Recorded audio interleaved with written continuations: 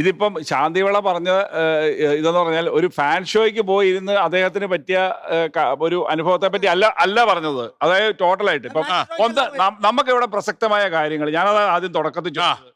ഒരു ദിവസത്തെ ഒരു ഫാൻ ഷോ കൊണ്ട് നിർമ്മാതാവിന് കാശ് തിരിച്ചു കിട്ടുന്നുണ്ടോ? ഇല്ലല്ലോ.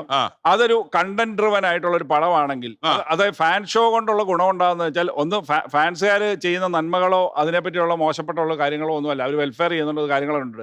ഒരു താരത്തെ സംബന്ധിച്ച് എൻ്റെ അഭിപ്രായത്തിൽ മലയാള സിനിമയെ സംബന്ധിച്ചിടത്തോളം ദ ലാസ്റ്റ് സൂപ്പർ സ്റ്റാർസ് എന്ന് പറഞ്ഞാൽ മമ്മൂട്ടി മോഹൻലാലുമാണ്. ഇനി ഉണ്ടാകാൻ പോകുന്നില്ല.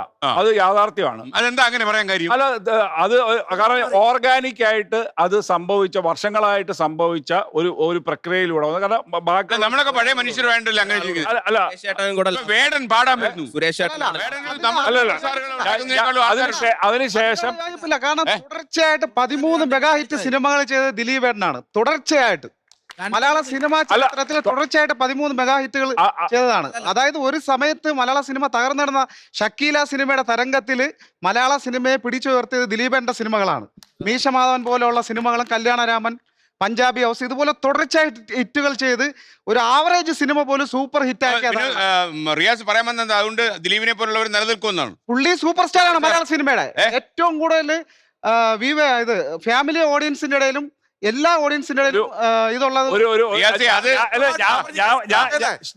ഒരു സൂപ്പർ സ്റ്റാറേ ഉള്ളൂ. ഇവിടെ കണ്ടന്റ് ആണ് സൂപ്പർ സ്റ്റാർ. തുടക്കത്തിൽ ഫാൻസ് അസോസിയേഷൻ തികച്ചും ദുർബലമായിരുന്നുവെങ്കിലും കുറെ ദൗർബല്യങ്ങൾ അതിങ്ങനെ ഉണ്ടായിരുന്നു. ഒരാൾക്കൂട്ടം മാത്രമായിരുന്നു. ഇപ്പോൾ പുതിയ മുഖംമൂടി അണിഞ്ഞുകൊണ്ട് വെൽഫെയർ, അത് തന്നെ വെൽഫെയർ എന്നുള്ള പേര് കൂടി ചേർത്ത് ഫാൻസ് അസോസിയേഷൻ ഇപ്പൊ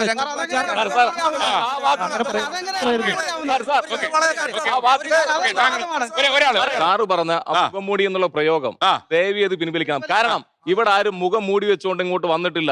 കൃത്യമായി വ്യക്തമായി പൊതുസേവന പല ഫാൻസുകാരും മുഴുവനായിക്കോട്ടെ പറഞ്ഞോട്ടെ. നന്ദി.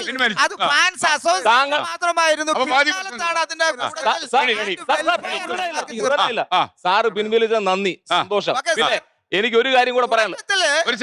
പറഞ്ഞോട്ടെ. സാറ് പറയുമ്പോ ചുമ്മാ ഞങ്ങളൊന്ന് പറഞ്ഞോട്ടെ. ഇന്നത്തെ കാലത്ത് റിയലും തിരിച്ചറിയാനുള്ള കഴിവ് എല്ലാവർക്കും കൃത്യമായിട്ടുണ്ട്.